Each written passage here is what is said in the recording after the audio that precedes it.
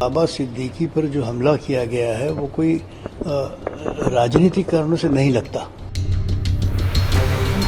उनके पास Y security होने के बावजूद, एडवांस में धमकियां होने के बावजूद, रेकी हो रहा था महीने भर से, उसके बावजूद पुलिस कुछ नहीं कर पाई।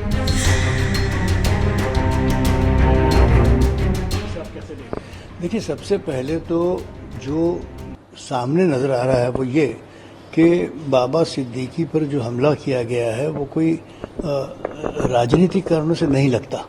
ऊपर से तो यूँ लग रहा है कि इसमें कोई पॉलिटिक्स नहीं थी। बाबा सिद्दीकी एक कामयाब कारोबारी थे, अच्छा खासा फैला हुआ उनका यह बांद्रा में जहाँ हम रहते हैं, हमारे पीछे ही उनका मकान है, वो उनका बिजनेस काफ़ी फैला हुआ था, काफ़ी कामयाब बिजनेसमैन थे वो। तो कुछ शायद हो सकता है कोई कारोबारी मामले में कि कोई दुश्मनी हुई होगी, लेकिन दुख की बात यह है कि पहले भी धमकी आई है उनको, वाई टास्क की सिक्योरिटी उनको दी गई है, उसके बाद भी मुंबई जैसे शहर में इतनी भीड़ में गुनहगार गोलियां झाड़ के चले जाते हैं, उसमें गिरफ्तार हुआ है एक दो। ये बहुत दुख की बात है। पुलिस को ऐसे गंभीर मामलों में तफ्तीश के लिए, जांच के लिए समय देना चाहिए और प्रचारित नहीं करना चाहिए। सुप्रीम कोर्ट ने बार बार ये कहा है, हम लोगों ने तो जिंदगी भर फौजदारी के मामला चलाए हैं, तो हमें पता है कि कहाँ कमजोरी है, कहाँ मजबूती है। अगर गुप्तता से आप जांच का काम करें तो आप सफलता प्राप्त कर सकते हैं, आप सच्चाई तक पहुंच सकते हैं।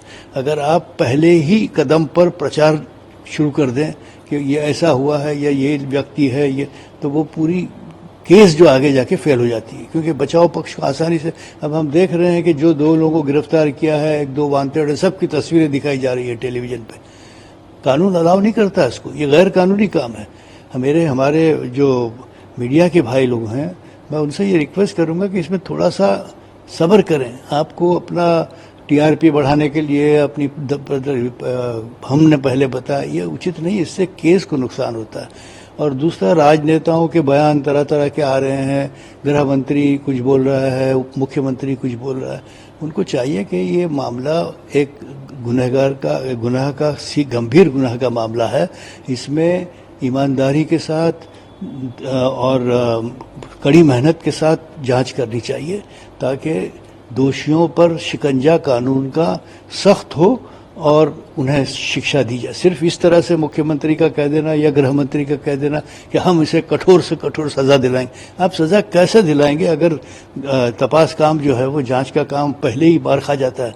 तो इसलिए मेरी विनती है इन सबसे, बाबा सिद्दीकी के घर वालों के लिए सहानुभूति। बाबा सिद्दीकी एक हमारा बहुत करीबी रहा, हमें दुख हुआ है कि इस तरह की घटना में उनके पास वाई सिक्योरिटी होने के बावजूद, एडवांस में धमकियां होने के बावजूद, रेकी हो रहा था महीने भर से, उसके बावजूद पुलिस कुछ नहीं कर पाई, सरकार प्रशासन कुछ नहीं कर पाया और उन पर गोलियां चलाकर उनकी हत्या हो गई। तो हम उनके घर वालों के साथ भी ये प्रार्थना करेंगे कि बाबा सिद्दीकी एक काफ़ी एक्टिव और बहुत अच्छा नेक काम भी वो करते थे। उन्होंने बहुत से लोगों की सहायता की, बहुत डोनेशन दिया करते थे, चैरिटी करते थे। इसलिए दुख की बात है कि ऐसे व्यक्ति की इस तरह से हत्या हो जाए।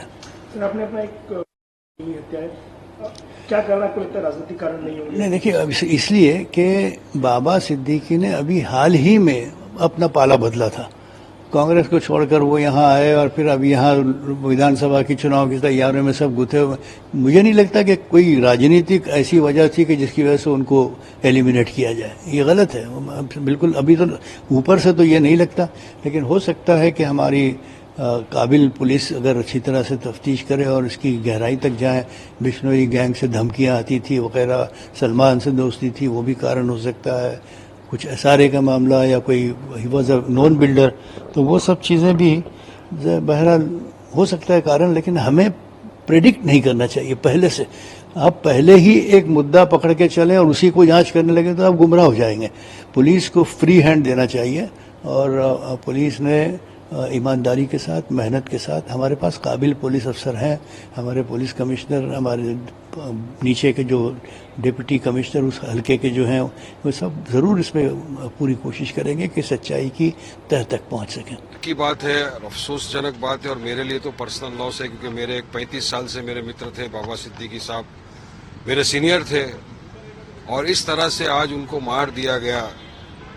ये बहुत ही अफसोसजनक बात है कि मुंबई जैसे शहर में, बांद्रा में, जहां पर दशहरा की दो रैली है, एक तरफ शिवाजी पार्क पे, एक तरफ आजाद मैदान में पुलिस का बंदोबस्त है सब तरफ, उसके बीच में आके कुछ लोग मार के जाते हैं, तो ये क्या आप दिखाएं कि लोगों के दिल से भय निकल गया। लोग ये दिखाना चाहते हैं कि सरकार कुछ भी कर ले, कितनी पुलिस लगा दो, हम आके मार के जाएंगे।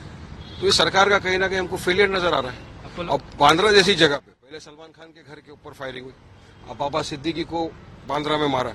मैं भी बांद्रा में ही रहता हूँ, तीसरा हो सकता है हमारा भी नंबर लग जाए। एक जो सत्ता के अंदर आदमी है, जो सत्ता में था, 8 महीने पहले कांग्रेस छोड़ के अजीत दादा गढ़ को ज्वाइन कर लिया, उनका अगर सेफ्टी नहीं है तो वारिस पठान का क्या सेफ्टी है, एक आम नागरिक का क्या सेफ्टी है यहाँ पे। तो सरकार को उचित कदम उठाना चाहिए और जो भी लोग इसमें पकड़ा है उनके खिलाफ सख्त कार्रवाई करना चाहिए और इंश्योर करना चाहिए कि कायदा कानून बना रहे। जंगल राज नहीं चलेगा देश में। ये राज्य के अंदर चुनाव आने के पहले इस तरह की घटनाएं जो हो रही है, इसका सरकार को सोचना चाहिए कि ये क्यों हो रहा है। हम तो चाहेंगे कि प्रॉपर इससे सिक्योरिटी सबको प्रोवाइड की जाए, प्रॉपर इन्वेस्टिगेशन हो और जो भी इसमें इन्वॉल्व है उसके खिलाफ कानूनी कार्रवाई हो। सबसे पहले तो बाबा सिद्दीकी जी जो थे वो काफी वेल रिस्पेक्टेड लीडर थे, अक्रॉस पॉलिटिकल पार्टी लाइंस उनके सबसे ही अच्छे संबंध थे। कोविड के समय पे उन्हें और जीशान ने इतना अच्छा काम किया था, तो दुख हुआ सिर्फ सुनकर और आश्चर्यचकित हो गई कि इतने अच्छे इंसान के साथ ये होना बहुत ही दुर्भाग्यपूर्ण है। और इसी के साथ साथ दिखाता है कैसे हमारी जो कानून व्यवस्था है, लॉ एंड ऑर्डर सिचुएशन है महाराष्ट्र में पूरी तरीके से चरमरा गई है। अगर हम लिस्ट ऑफ इवेंट्स देखें, उन्होंने 15 दिन पहले कहा था कि उनको ये धमकियां आ रही हैं, वाई कैटेगरी सिक्योरिटी दी गई थी, फिर उसके बावजूद भी इतना बड़ा इंटेलिजेंस फेलियर होना, बांद्रा जैसे शहर एरिया में उनका दिन दहाड़ी मौत हो जाना, मैं मानती हूं कि ये उनकी लॉ एंड ऑर्डर व्यवस्था पे एक बड़ा ही प्रश्न चिन्ह उठाता है। आप महिलाओं पे अत्याचार देख लीजिए, आप बढ़ती हुई कानून व्यवस्था को देख लीजिए। आप कहते हैं कि हमने अक्षय शिंदे को ठोक दिया तो अब लॉ एंड ऑर्डर व्यवस्था ठीक हो गई, क्या हुआ? आप ही के अलायंस पार्टनर के एक इंपॉर्टेंट लीडर थे और बीचों बीच उनकी मौत हो जाना बहुत ही दुर्भाग्यपूर्ण है। और मैं याद दिलाना चाहूंगी, सलमान खान के घर के बाहर भी इस तरीके की फायरिंग हुई थी और अब कोई कह रहा है लॉरेंस बिश्नोई गैंग, ये गैंग, वो गैंग की बातचीत चल रही है। तो क्या हो गया हमारे स्टेट इंटेलिजेंस को? क्या हो गया हमारी मुंबई पुलिस को, जो दुनिया भर में मानी जाती है, मुंबई का लॉ एंड ऑर्डर जो दुनिया भर एक्नॉलेज करता है? आपने महाराष्ट्र को यहाँ पे लाकर छोड़ दिया है, जहां पर ना कानून व्यवस्था है, जहां न्याय व्यवस्था है, सिर्फ और सिर्फ लूट हो रही है।